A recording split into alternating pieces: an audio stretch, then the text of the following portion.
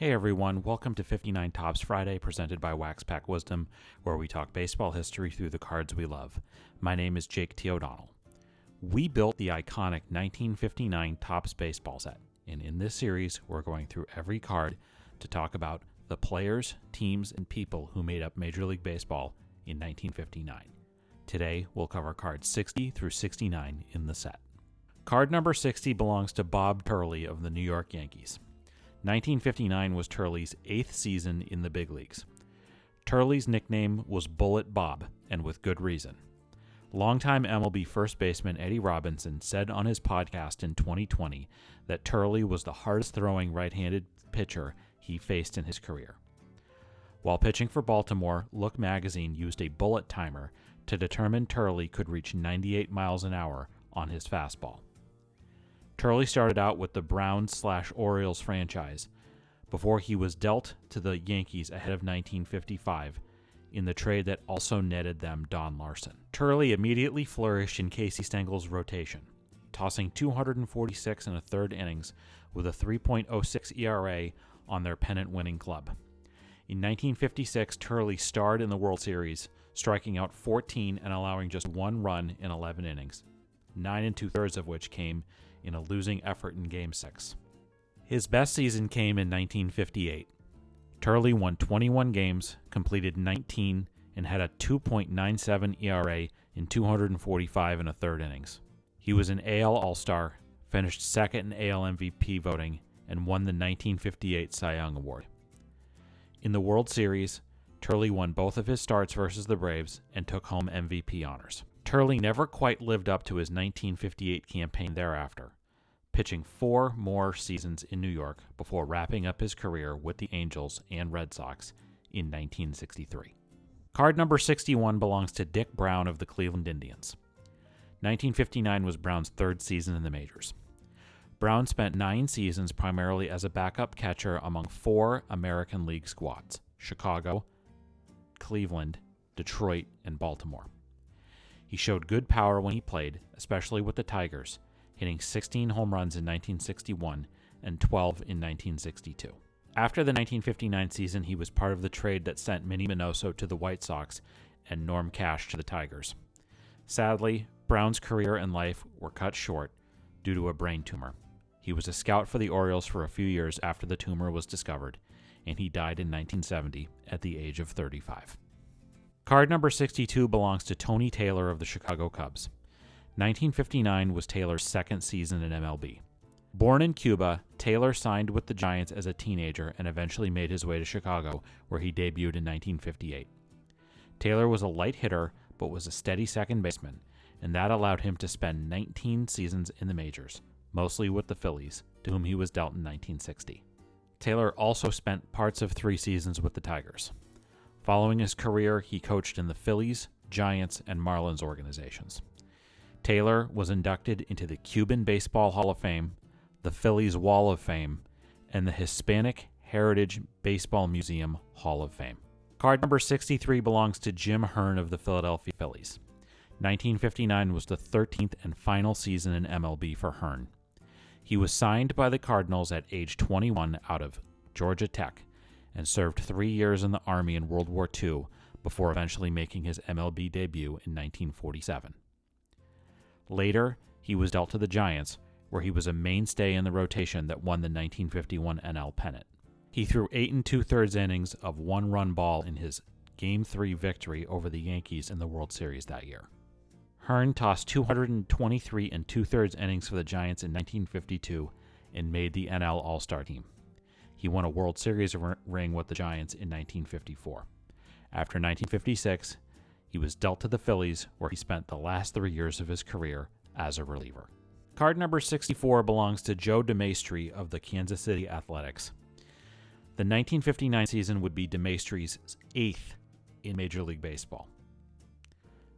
The 1959 season would be DeMaestri's 8th in Major League Baseball. He was selected by the White Sox in the 1950 Rule 5 draft from the Red Sox and made his MLB debut the next season. He became an everyday shortstop for the A's during their final 2 seasons in Philadelphia in 1953 and 54. DeMaestri earned a spot on the AL All-Star team in 1957. Following the 1959 season, DeMaestri was part of the trade with the Yankees that also sent Roger Maris to the Bronx. DeMaestri was on both the 1960 and 1961 Yankees teams that made the World Series, although he did not play during the 1961 World Series win. Card number 65 belongs to Frank Torre of the Milwaukee Braves. 1959 was Torre's fourth season in the majors.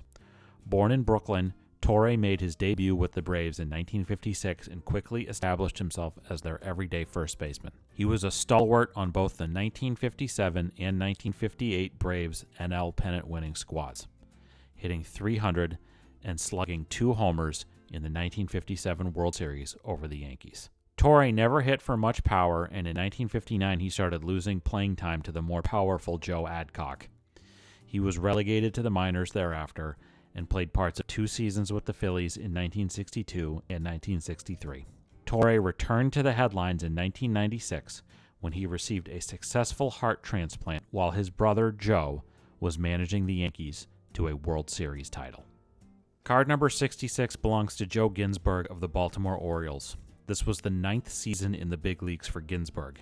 Mostly a backup catcher, Ginsburg appeared in parts of 13 MLB seasons for Detroit, Cleveland, Kansas City, Baltimore, the Chicago White Sox, Boston, and the New York Mets. Ginsburg caught the first of Virgil Trux's 2 no-hitters in the 1952 season. Following his career, Ginsburg worked as a salesman covering Michigan for the Jack Daniels distillery and participated in a ceremony at Comerica Park in 2007 with Trucks, honoring Justin Verlander's no-hitter from that season. Card number 67 belongs to Brooks Lawrence of the Cincinnati Redlegs. 1959 was Lawrence's 6th MLB season. He broke in with the Cardinals in 1954 and earned 15 victories, splitting his time between starting and relieving. He was dealt to Cincy ahead of the 1956 season and was a mainstay in their staff through the rest of his career. Lawrence was an all-star in 1956 when he opened the season with 13 consecutive victories. He was inducted into the Reds Hall of Fame in 1976 and spent many years working within their organization. Card number 68 belongs to Dick Schofield of the Pittsburgh Pirates. 1959 was the 8th MLB season for Schofield. Nicknamed Ducky, he was mostly a light-hitting backup infielder who played parts of 19 seasons in the majors. Schofield was part of the Pirates' 1960 World Championship team, appearing in 3 games and going 1 for 3 with a walk in the World Series. He also played for the Cardinals, Giants, Yankees, Dodgers, Red Sox, and Brewers. Schofield was the patriarch of an athletic family. His son, also named Dick, played 14 seasons in Major League Baseball from 1983 through 1996. His daughter, Kim, was a track and field star, and his grandson, Jason Worth, played 15 MLB seasons from 2002 through 2017. Card number 69 is the San Francisco Giants team checklist, which covers cards 89 through 176 in the set. The Giants had struggled to find consistency as a club in their final years in New York following their 1954 World Series championship.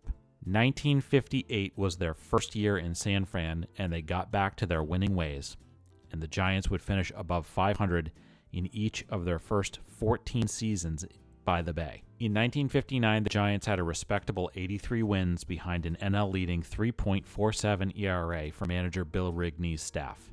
Future Hall of Famers Willie Mays and Orlando Cepeda had strong years at the plate. But perhaps the most exciting development in 1959 for the Giants was the arrival of a lanky, power-hitting first baseman from Alabama named Willie McCovey, who debuted in July, won NL Rookie of the Year honors, and never looked back on his way to Cooperstown.